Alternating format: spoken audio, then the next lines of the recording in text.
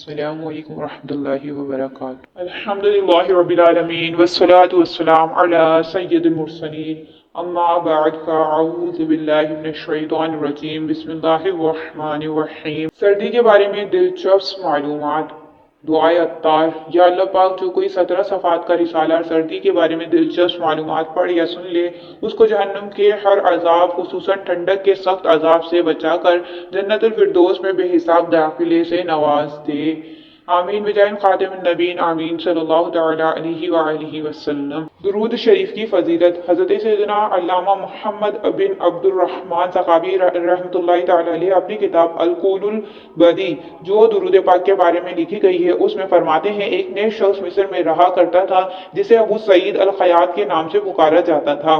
وہ لوگوں سے دور اکیلا رہا کرتا اور لوگوں سے ملتا نہیں تھا۔ پھر اچانک اس نے حضرت سیدنا ابن رشید رحمۃ اللہ تعالی علیہ کی محفل میں پابندی سے شرکت کرنا شروع کر دی۔ لوگ بڑے حیران ہوئے اور اس سے اس کی وجہ پوچھی تو اس نے بتایا، اللہ پاک کے آخری نبی مکی مدنی محمد عربی صلی اللہ تعالی علیہ وآلہ وسلم میرے خواب میں تشریف لائے اور مجھے فرمایا ان کی محفل میں حاضر ہوا کرو کیونکہ یہ اپنی محفل میں مجھ پر کثرت سے درود شریف پڑھتا ہے۔ پھر جب حضرت ابن رشید رحمۃ اللہ تعالی علیہ کا انتقال ہوا تو انہیں خواب میں اچھی حالت میں دیکھ کر عرض کیا گیا، یہ انعامات ملنے کا سبب کیا بنا؟ ارشاد فرمایا، نبی پاک صلی اللہ تعالی علیہ وآلہ وسلم پر کثرت سے درود پاک پڑھنا۔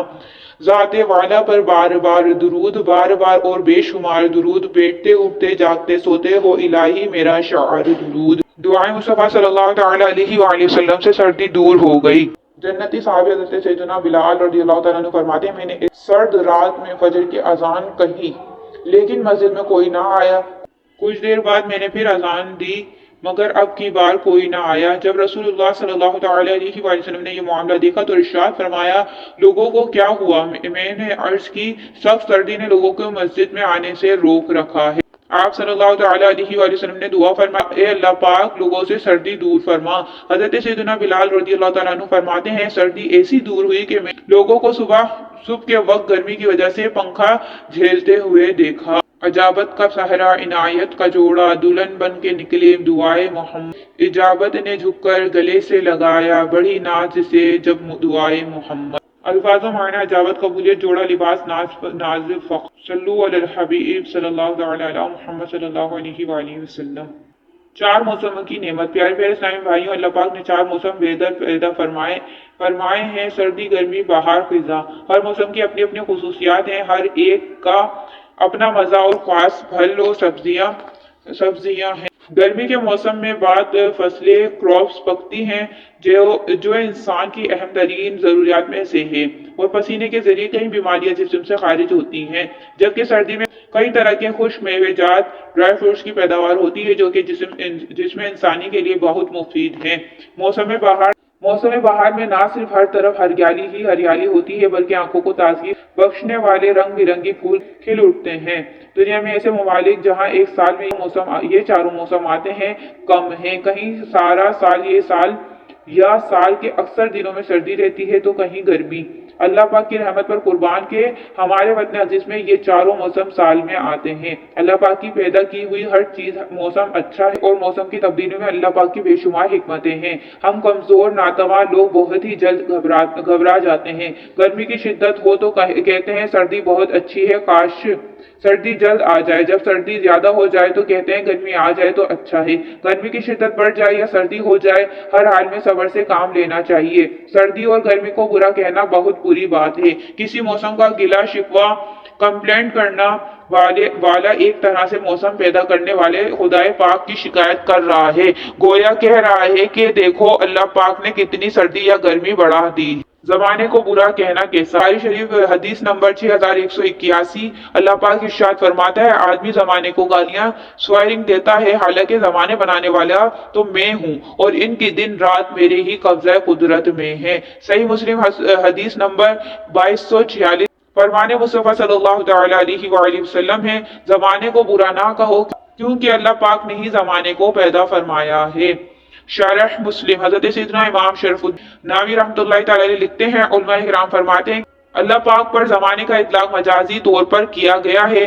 اس کا سبب یہ ہے کہ عربوں کی عادت تھی کہ بڑھاپے یا مال کے ضائع ہو جانے جیسے حادثات اور مصائب پر زمانے کو برا مانتے ہوئے کہتے تھے ہائے زمانے کی بربادی۔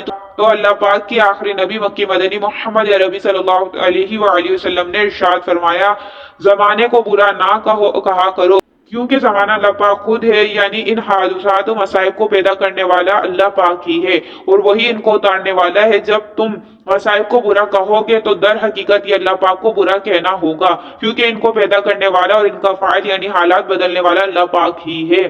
سب کا پیدا کرنے والا میرا مولا سب سے افضل سب سے اعلیٰ میرا مولا جگ کا خالق سب کا مالک وہی باقی خالق سچا مالک سچا آقا میرا مولا۔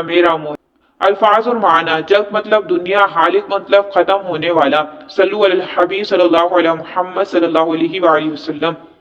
پیارے اسلامی بھائیوں، کیا آپ جانتے ہیں کہ سردی اور گرمی کا اصل سبب کیا ہے؟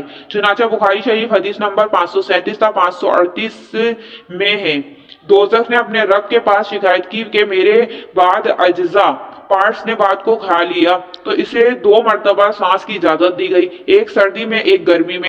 یہ وہی تیز گرمی اور ٹھنڈک ہے جسے تم محسوس کرتے ہو۔ بخاری شریف کی ایک روایت میں یوں ہے کہ جو تیز گرمی تم پاتے ہو یہ دوزخ کی گرم سانس سے ہے، اور جو تیز ٹھنڈک تم پاتے ہو یہ اس کی ٹھنڈی سانس سے ہے۔ حضرت مفتی احمد یار خان رحمۃ اللہ تعالی علیہ فرماتے ہیں دوزخ جب اوپر کو سانس لیتا ہے تو دنیا میں عموماً سردی کا زور ہوتا ہے، اور جب نیچے کو سانس چھوڑتا ہے تو عموماً گرمی کی شدت۔ یہ حدیث بالکل ظاہری معنی پر ہے، کسی تعویلی یا توجہی کی ضرورت نہیں، ہر چیز میں قدرت نے زندگی اور شعور بخشے ہیں۔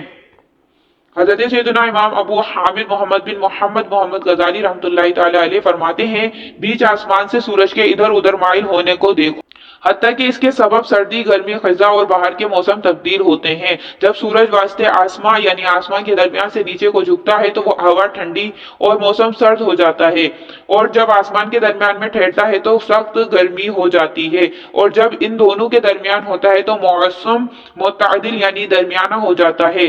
سبحان اللہ، اللہ پاک کی شان قدرت کے کیسے حیرت انگیز رنگ ہے۔ سبحان اللہ العظیم و بحمدہ، یعنی اللہ پاک عظمت والا ہے اور اسی کے لیے تمام تعریفیں ہیں۔ میرے آقا اعلی حضرت امام اہل سنت مولانا شاہ امام احمد رضا خان بھائی جان شہنشاہ سخن استاذ زمن حضرت مولانا حسن رضا خان رحمۃ اللہ تعالی نے کتنا پیارا شعر کہا: ہر شے سے ہے آیا مرنے ثانی کی صنعت، عالم سب آئینوں میں ہے آئینہ ساز کا، افلاک و اجزا سب تیرے فرما پذیر ہے، حاکم ہے تو جہاں کے ناشیب و فریز کا۔ الفاظ معنی: یہاں مطلب ظاہر، زعانہ مطلب بنانے والا، صنعت مطلب چیزیں، آئینہ ساز مطلب بنانے والا، افلاک یعنی آسمان، ارض یعنی زمین، فرما پذیر یعنی فرما بردار، نشیب و فریز یعنی اتار چڑھاؤ۔ صلو علی الحبیب صلی اللہ علیہ محمد صلی اللہ علیہ وآلہ وسلم۔